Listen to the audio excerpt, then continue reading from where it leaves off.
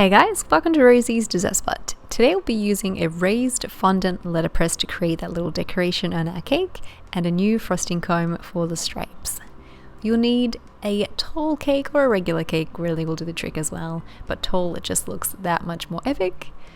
I've created a crumb coat and now I'm applying my final layer of frosting. I want this to be nice and thick, and this will be the base layer that shows through in the stripes. This is a new comb that I've designed. She actually does look a treat, so I was really happy with it. And I'm going to just use one side to smooth it out, making sure to fill in any pockets as you go. And then when you're happy with the finish, bring the lip of frosting towards the middle and refrigerate. You could technically create a very similar look with the square frosting comb, but it doesn't create as neat of a finish as this one. On goes our second layer of frosting. I highly recommend you color this something different. And I've microwaved it for a few seconds to make it nice and soft. That way I can spread it super duper thin. And that's the trick to getting those really neat stripes for this particular cake. You want to make that frosting really thin on your cake. Smooth it out again, and by microwaving it, it means you can work faster with it before it dries out too quickly for you. Bring that lip of frosting to the middle, and then if you like, you can scrub off any of the buttercream on the base of the board. I like to do this with the spatula. You could also use your scraper as well to get in nice and close. Before it sets, I'm grabbing some edible gold paint. I've just used some edible gold luster dust mixed with rosewater spirit, taking a brush and just tapping it with my hand to splotch on those pretty little golden dimples everywhere. While the frosting is still wet, so I haven't refrigerated this, I'm literally going straight on with the comb. And basically it's going to catch that top layer and scratch it off for you in a neat way. You'll want to go about 4 or 5 centimeters each time and then scrape off what frosting is on the comb. When you're happy with the look, you can go across and just give it a nice smooth out, turning the wheel about halfway, cleaning off any extra, and then going the other half of the way again. These are little tools that come with it. You can scratch and indent shapes into the cake, or you can just use it to clean up those stripes. There's 2 different sizes that come with the scraper as well, and it's handy because they sort of slot right in, so pretty easy for storage too. I thought a lot about this.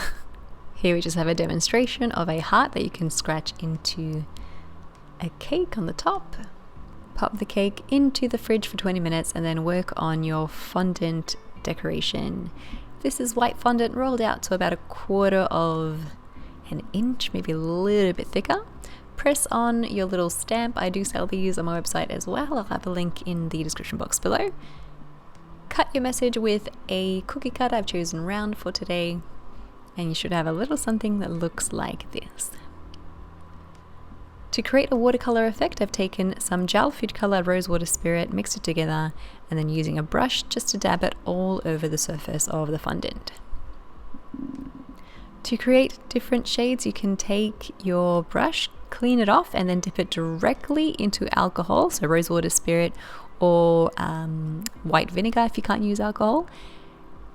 And then dab the alcohol straight onto the fondant. This will create a bit of a puddle that'll subtract the color from the fondant and give you different patches of shades. And for a more dramatic look, you can take some paper cloth and dab off any extra moisture, which will also take off some color for you. This is edible gold paint, like the one I used before on the cake. And I'm just painting in the raised sections with a very fine brush.